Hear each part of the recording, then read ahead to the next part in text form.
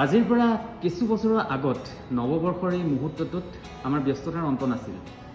90 দশকৰ প্ৰতিজনে হয়তো সেই অনুভৱখিনি পাইছে আৰু সেই অনুভৱখিনি হৈছে গ্ৰিটিংছ কাৰ্ড। এই গ্ৰিটিংছ কাৰ্ডখন কিনিবৰ কাৰণে আমি ডিচেম্বৰৰ প্ৰথমৰ পৰাই এটকা দুটকাকৈ কিতাপৰ মাজত সাঁচি ৰাখিছিলোঁ আৰু এখন দীঘলীয়া লিষ্ট বনাইছিলোঁ কাক কাক আমি এবাৰ গ্ৰিটিংছ কাৰ্ড দিম।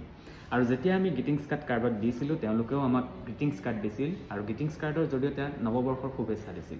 আৰু সেই যিখিনি গ্ৰিটিংছ কাৰ্ড পাইছিলোঁ সেই গ্ৰিটিংছ কাৰ্ডখিনি আমি ষ্টেপল মাৰি এনেদৰে ওলোমাই ৰাখিছিলোঁ ঘৰত। আৰু যাৰে ঘৰত গ্ৰিটিংছ কাৰ্ডৰ সেই যি ওলোমাই থোৱা যিডাল মালা, সেই মালাডাল দীঘলীয়া হয় তেওঁক লৈ আমি গৌৰৱ কৰিছিলোঁ। বহু বছৰৰ পাছত আজি আকৌ ভাবিলোঁ সেই গ্ৰিটিংছ কাৰ্ডৰ দিনবোৰলৈ ঘূৰি যাওঁ। প্ৰযুক্তিৰ ধামখুমীয়াত ফেচবুক, হোৱাটছআপ বা ছ'চিয়েল মিডিয়াৰ প্ৰভাৱত এই গ্ৰিটিংছ কাৰ্ডবোৰ নোহোৱা হৈ গ'ল আৰু সেয়েহে আজি আমি ভাবিছোঁ এই বছৰ গ্ৰিটিংছ কাৰ্ডেৰে আমি কিছু সংখ্যক ব্যক্তি আৰু কিছু সংখ্যক শুভাকাংক্ষীক আমি শুভেচ্ছা জনাম। আৰু তাৰে প্ৰথম গ্ৰিটিংছ কাৰ্ডখন আমি আগবঢ়াম ৰাজেশ ছাৰক। গতিকে আহক যাওঁ আমি ৰাজেশ দাৰ ওচৰলৈ। ৰাজেশ দাৰনো মনৰ ভাৱ কি সেয়া আমি জানিবলৈ চেষ্টা কৰিম। তাৰপাছত আমি আন আন ব্যক্তিসকলৰ ওচৰলৈ যাম। খুব নষ্টালজিক হৈ পৰিছে এই গ্ৰিটিংছ কাৰ্ডখন যেতিয়া মোৰ হাতত আহি পৰিছে। যিখিনি সময়ত গ্ৰিটিংছ কাৰ্ড নাইকিয়া হৈ পৰিছে সেইখিনি সময়ত অমূল্য অসমে গ্ৰিটিংছ কাৰ্ডৰ জৰিয়তে ৰাইজক নৱবৰ্ষৰ শুভকামনা জনাইছে, আপোনজনক শুভকামনা জনাইছে। এই প্ৰচেষ্টা সদায় অব্যাহত থাকক আৰু ধন্যবাদ অমূল্য অসম। মই নষ্টালজিক হৈ গৈছোঁ।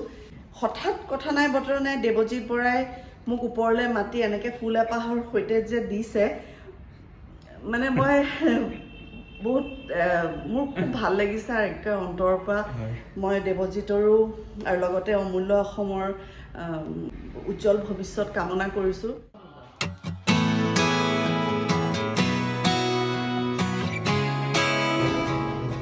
ধন্যবাদ। নতুন বছৰটো আকৌ সফল হওক। বহুত ধন্যবাদ। অমূল্য অসমটোতো খুব ধুনীয়া প্ৰগ্ৰেমটো ধুনীয়া হয়। মোৰ কথাটো হৈছে এইটো ইতিবাচক আৰু ৰাইজে এটা তোমাক সঁহাৰি জনাইছে, তুমি নিজেও পাইছা, মই নিজেও চাওঁ। গতিকে মোৰ শুভেচ্ছা থাকিল তুমি এনেকৈ সমাজৰ কাৰণে আমাৰ অসমখনৰ কাৰণে কাম কৰিবা। ৰাইজৰ আশীৰ্বাদ তোমাৰ লগত আছে ভাই হিচাপে। আৰু ই যিহেতু ব্লাড বেংক এটাও আছে, ই বহুত হেল্প কৰিছে আৰু গতিকে সেই হৈ কিবা থাকিলেও মই চাগে মোৰ অসুবিধা থাকিলেও মই উপস্থিত হ'ম আগতীয়াকৈ গম পালে। বহুত ধন্যবাদ দেই। অমূল্য অসমে সঁচাকৈ খুব ভাল কাম কৰি আছে আৰু সমাজৰ কাৰণে তুমি বহুত ভাল কাম কৰিছা। আৰু মোৰ নিজৰ প্ৰেক্টিকেলি কওঁ, মোৰ এক্সিডেণ্টটো যিটো কাৰণে হৈছিল সেই কথাটো তুমি ইমান ধুনীয়াকৈ হেৰি হৈ দিলা। আমি বালিৰ ওপৰত যিটো ভিডিঅ' বনাইছিলোঁ সেই ব্যক্তিজন পল্লৱ দাই আছিলে আৰু সেইটো কাৰণে মোৰ এক্সিডেণ্টটো হৈছিল। আৰু তুমি এইটো কৰাৰ পিছতে মই আচলতে এই জেগাখিনি ধুনীয়াকৈ চাফা কৰি দিওঁ আৰু হেৰাই যোৱা গ্ৰিটিংছ কাৰ্ড ঘূৰাই দিছে। গ্ৰিটিংছ কাৰ্ডখনৰ কাৰণে অনুভৱ যদি কয় ভাল লাগিব। বহুত দিন পোৱা নাই আমি। আগতে 31ৰ সময়ত গ্ৰিটিংছ কাৰ্ডটো দিয়া হয়, সেইটো এটা বেলেগ এটা অনুভূতি। তাতে যদি অকণমান মনে কাৰোবাক চাই থকা এগৰাকী পৰা আহি গ'ল, এইটো আহিছে নেকি এনেকুৱা ভাল লাগে আৰু।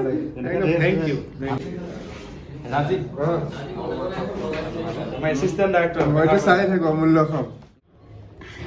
আচলতে নষ্টালজিক হৈ পৰিছোঁ ঘপককৈ অমূল্য অসমৰ পৰা পোৱা এই গ্ৰিটিংছ কাৰ্ডখন।